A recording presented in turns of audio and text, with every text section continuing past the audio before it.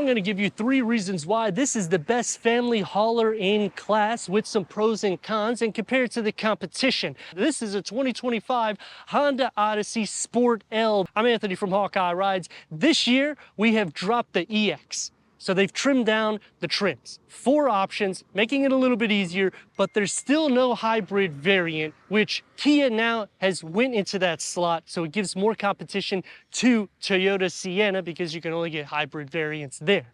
The front, we get a new rework grille. It's more sleek, that goes into the LED headlight assembly. Because we have the Sport L, that's why we get the gloss black elements that highlight the top.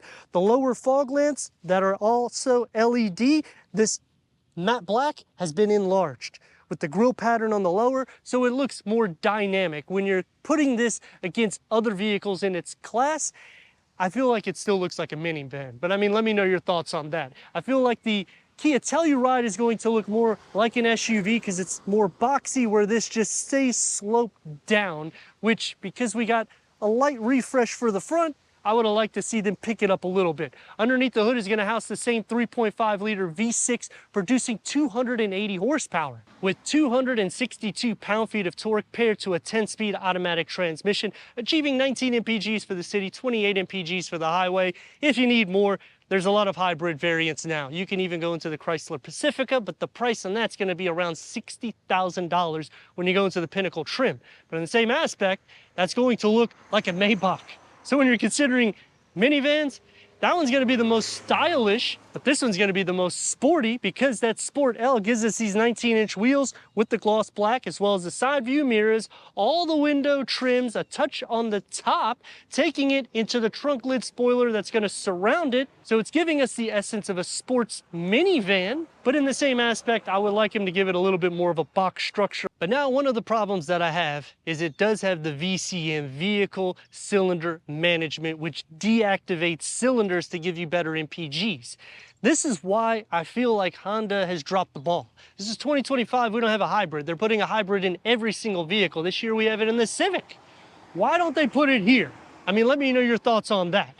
Moonroof is going to be standard, as well as these sliding power second row doors. I like this for minivans because it makes it easy access to get in and out. Even with the side sill, it's not too much because the ground clearance is just enough to make it easy. But in the same aspect, usually when you're going for minivans, you're looking for a smooth driving vehicle, not something with 19, 20, 30-inch wheels.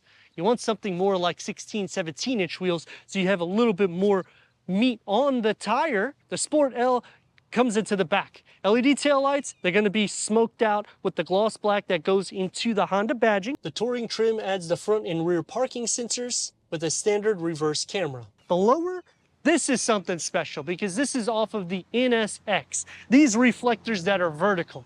Why would they put this on a minivan? It's kind of funny, but in the same aspect, kind of like it because now I'm getting that sport feel, and it's more seamless because when you look at the side profile, the way they have hidden the compartment for the sliding door, it fits flush with the window.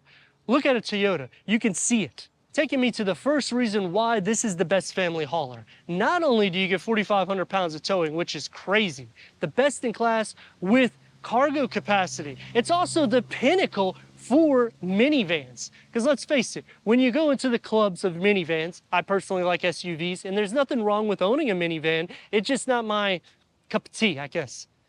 But usually, if somebody asks you what kind of van you have, and you say, I got a Toyota, I got a Kia, I got a Chrysler, it's not going to be comparable to this. Even though the MPGs may be better in those because they have hybrid variants, the longevity, the durability, Honda is just known to take it in class.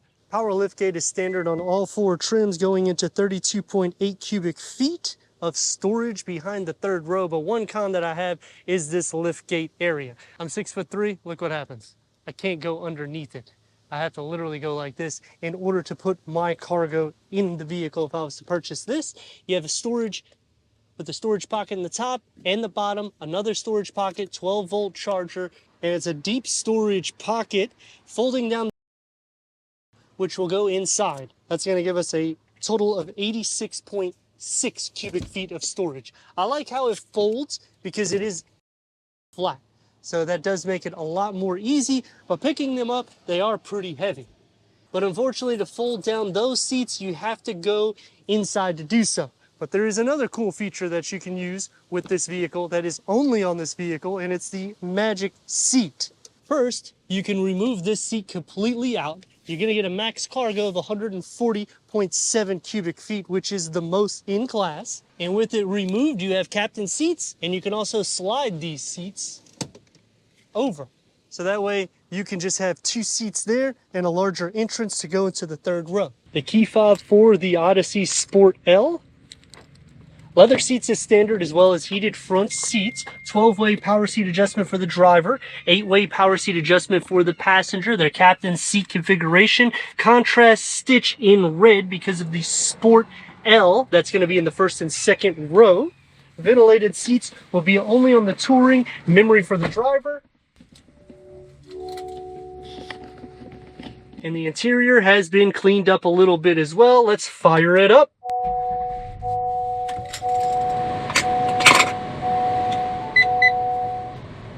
The dashboard is going to be more simplified. You have the aluminum look that'll brush into the standard 9-inch infotainment screen with a standard 9-inch infotainment screen, wireless Apple CarPlay, wireless Android Auto, Sirius XM, AM FM streaming, Bluetooth audio, cabin talk, but you have to go into the touring in order to get the satellite navigation and the cabin talk, which kind of wish that they had that here. We do have the Honda Link. Put it into reverse, and we have a reverse camera. The trajectory expands. Click onto the little sub menu here, and you can change out the different viewpoints to make it a little bit easier for your reversing with the standard tri-climate control.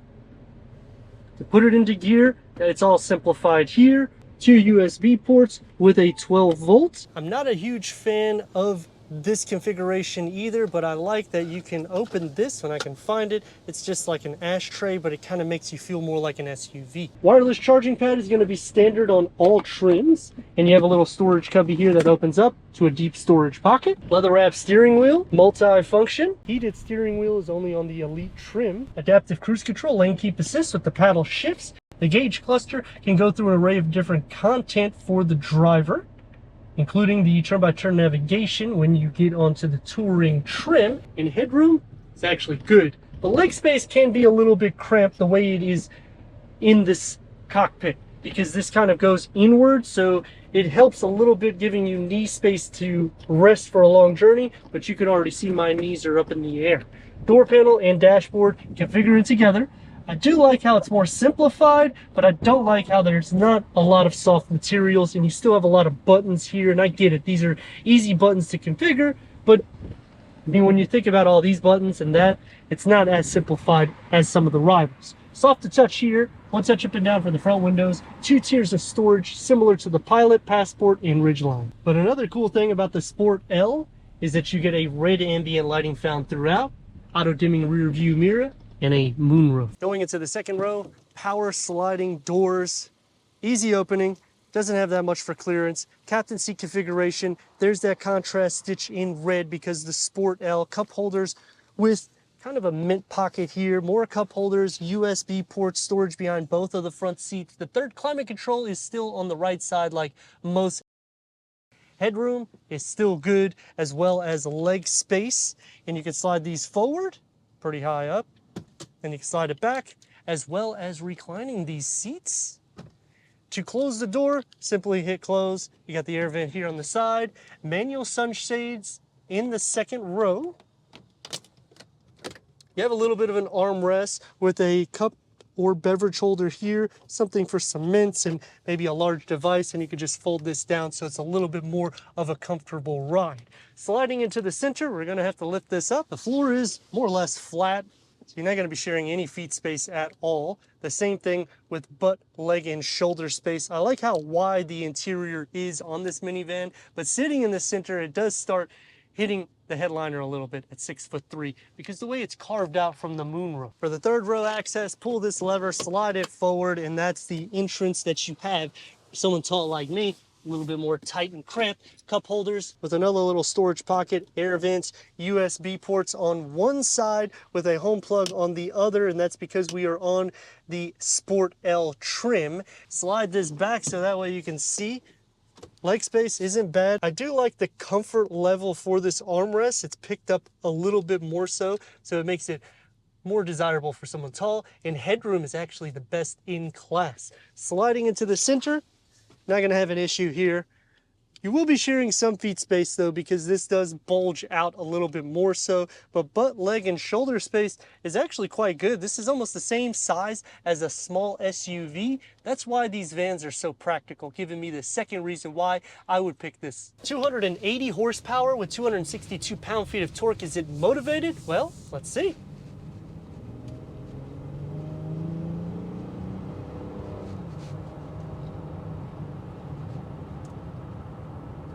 And it's still somewhat smooth. Sound deadening isn't that bad. Turn radius at more or less a stop point is going to receive about 2 lanes, which is standard. Let's rock and roll.